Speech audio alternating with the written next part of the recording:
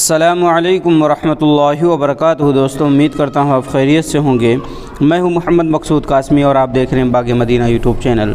دوستوں، آج ایک بہت ہی اہم مسئلے کے بارے میں بات کرنے والے ہیں اس ویڈیو میں، اور آپ سے گزارش کرتے ہیں کہ پوری ویڈیو دیکھیے، اس کے بعد ہی آپ کو پورا علم ہو پائے گا۔ اور پہلی بار اگر چینل پر آئیں تو برائے مہربانی سبسکرائب کر لیجئے۔ تو دوستوں، آج کا عنوان یہ ہے جس کے بارے میں ہمیں بات کرنی ہے کہ طلباء کا کھانا بند کر دینا۔ بہت سارے مدرسوں میں طلباء سے کوئی غلطی ہو جاتی ہے، یا چھٹی میں تاخیر ہو جاتی ہے، گھر سے دیر میں پہنچتے ہیں، یا امتحان کے اندر فیل ہو جاتے ہیں تو ان کا کھانا بند کر دیا جاتا ہے۔ تو اس چیز کو ہم جانیں گے کہ کھانا بند کرنا طلباء کا کسی غلطی کی وجہ سے یا امتحان میں فیل ہونے کی وجہ سے کہ شرعی نظر سے اس کا کیا حکم ہے۔ تو دوستو، ایک سائل سوال کرتا ہے دارالعلوم دیوبند سے کہ بعض مدارس میں طالب علم کی کسی غلطی پر اس کا کھانا بند کر دیا جاتا ہے، جو بسا اوقات ہفتوں تک بند رہتا ہے، جبکہ طالب علموں میں ایسے غریب طلباء بھی ہوتے ہیں جو ہوٹل میں کھانا نہیں کھا سکتے۔ کیا ایسا کرنا درست ہے؟ اگر درست ہے تو اس کی دلیل کیا ہے؟ تو دوستو، اس کا جواب آتا ہے دارالعلوم دیوبند کی طرف سے۔ بسم اللہ الرحمن الرحیم۔ استاذ کی حیثیت ایک مربی و مصلح کی ہے۔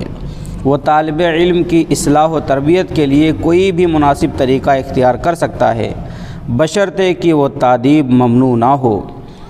بطور تادیب کسی طالب علم کو ڈانٹنے، مارنے اور کھانا بند کرنے کی بسا اوقات ضرورت ہوتی ہے۔ اس لیے استاذ صاحب حدود شرع کے دائرے میں رہتے ہوئے کوئی بھی مناسب طریقہ اختیار کر سکتے ہیں۔ طعام بند کرنا مالی جرمانے میں داخل نہیں ہوگا، اس لیے کہ جرمانہ ذاتی جیب سے ادا کیا جاتا ہے، اور طعام یا وظیفہ طالب علم کو مدرسے کی جانب سے تبرعاً دیا جاتا ہے۔ اس صورت میں یہ تبرع بند کرنا ہوگا، جس میں کوئی حرج نہیں ہے، اور چونکہ طالب علم اس کا مالک بھی نہیں ہے، لہٰذا جبراً ایسا کرنا درست ہے۔ مستفاد چند اہم عصری مسایاسی مدارس اور مدارس کی ضرورت کے شرعی احکام، صفحہ نمبر 300۔ واللہ تعالی عالم۔ دارالعلوم دیوبند۔ تو دوستو، یہ تھا آج کا مختصر سا مسئلہ جسے میں نے چاہا کہ آپ حضرات کو بتلا دیا جائے، کیونکہ بہت سارے مدرسوں کے اندر کھانا بند ہوتا ہے، اور امید کرتا ہوں کہ آپ کو بات بہت اچھی طریقے سے سمجھ میں آ گئی ہوگی۔ نہ سمجھ میں آئی ہو تو ایک بار اور ویڈیو کو دیکھ لیجئے، انشاءاللہ سمجھ میں آ جائے گی۔ تو چلیے دوستو، آپ کا اس کے متعلق کیا کہنا ہے نیچے کمنٹ کر دیجئے، اور پہلی بار اگر چینل پر آئیں تو برائے مہربانی سبسکرائب کر لیجئے۔ چلیے دوستو، پھر ملتے ہیں انشاءاللہ جلدی کسی نئے ویڈیو میں کسی نئے ٹاپک کے ساتھ۔ السلام علیکم ورحمۃ اللہ وبرکاتہ۔